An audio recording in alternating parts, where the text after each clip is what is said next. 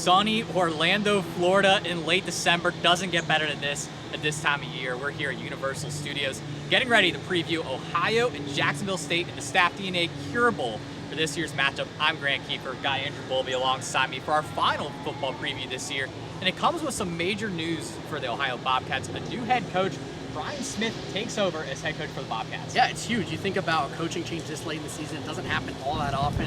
The news was just broke a couple days ago. Brian Smith will be the head coach for the Cure Bowl. He was already the interim head coach, but the guys from the team very excited to rally behind head coach Brian Smith. Coach Solich and Coach Alvin laid a foundation of winning both on and off the field. They did this in the right way, brick by brick, with a culture that will now be protected for years to come. I think it was a great hire. I'm excited for the guys that are going to remain here.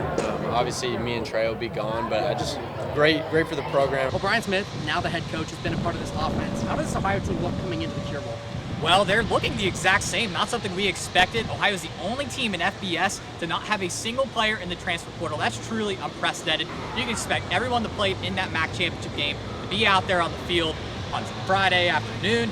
And this offense is going to stay the same. Brian Smith was a signal caller, play caller for the Ohio Bobcats. Parker Navarro is going to be out there at quarterback. You're going to see the last games for running back Anthony Tyus and Coleman Owen, as Ohio Bobcats and in college football in general. Should be a sentimental game as they send off the seniors and hope to end off the year with an 11th win. Would be the first ever 11-win season in Ohio Bobcats history.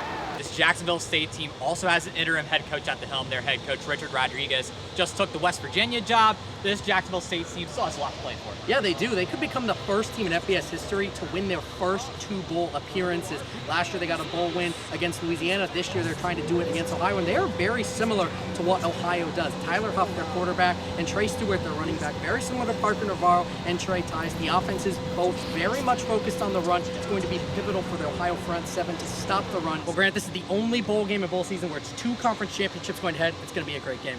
It sure is. We'll be there on site at noon Friday at Camping World Stadium. Thank you all year long for tuning in to the Ohio football preview. For Andrew Bowlby, I'm Grant Kiefer.